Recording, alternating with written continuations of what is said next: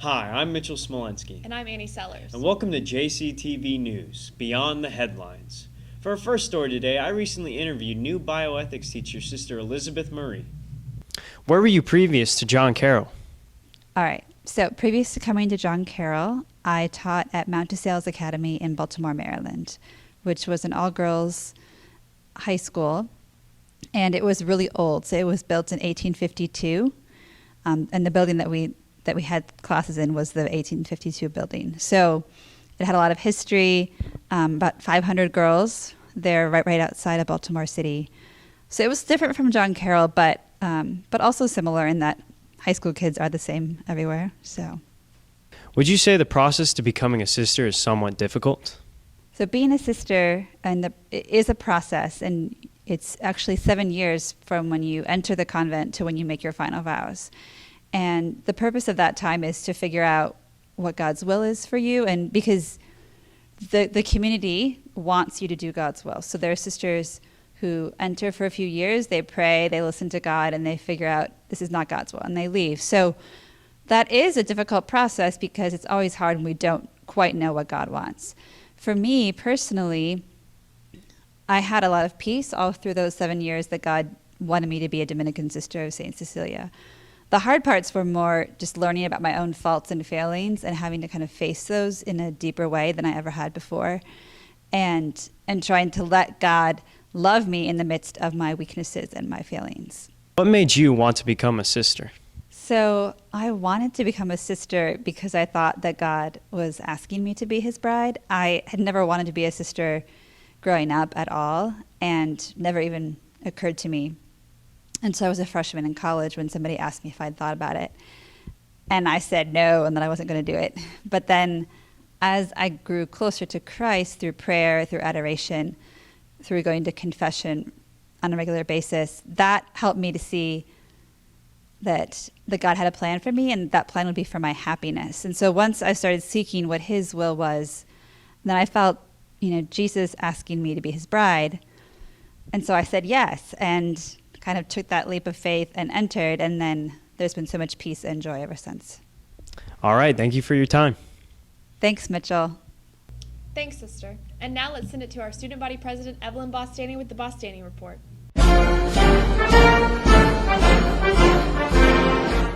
My name is Evelyn Bostani, and this is the Bostani Report. On Sunday, we have our choir concert at 5 p.m. in the auditorium, so come out and support your Cavaliers.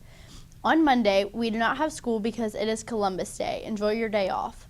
On Wednesday, the sophomores and juniors are taking the PSAT, so the freshmen and seniors do not have to come in because of the testing. Good luck to those taking the test.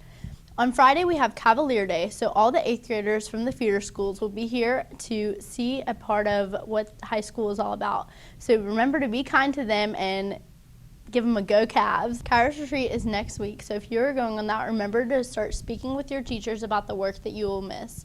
Next Friday is also senior night for our football team, so come out and support them at 7 p.m. Thanks, John Carroll. Hope you have a great week. Thanks, Evelyn. And now we have a short announcement about last week's homecoming winners. This past weekend, John Carroll held its annual homecoming dance.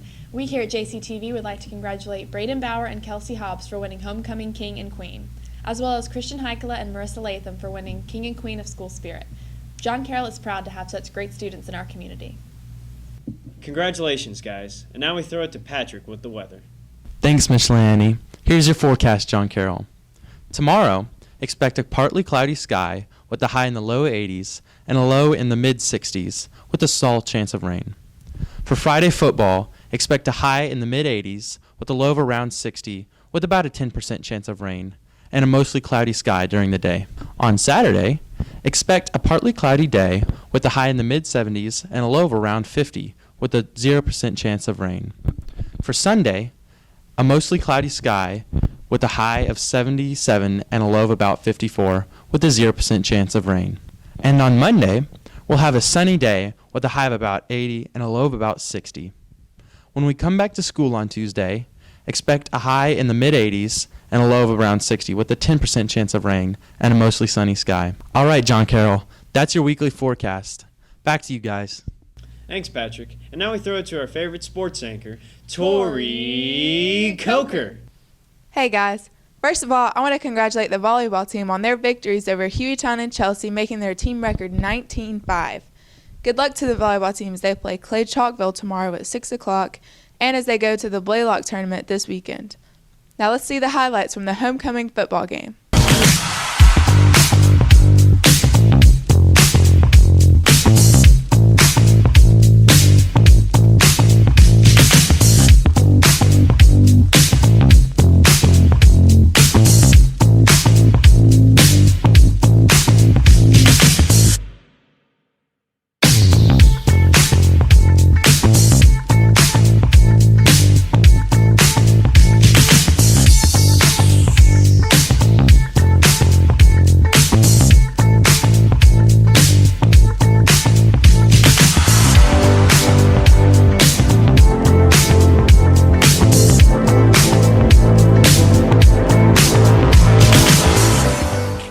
That's it for sports. Back to you, Mitchell and Annie.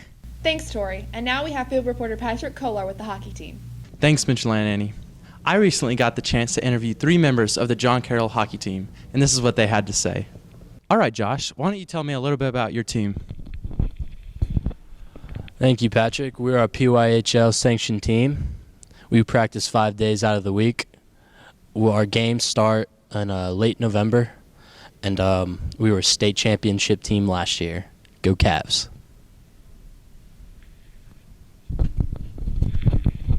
Chris, who was the biggest supporter last year, and what did you contribute to this team?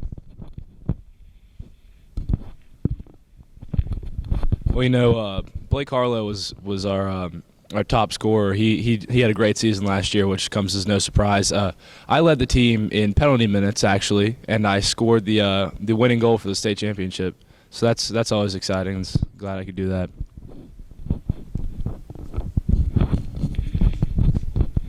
Peyton, do you have anything to say for this team? Well, you see, this team dangles some benders, snipes some tenders, and wheels the babes. Well, that's our show for this week. We'll see you next time on JCTV News, Beyond the Headlines.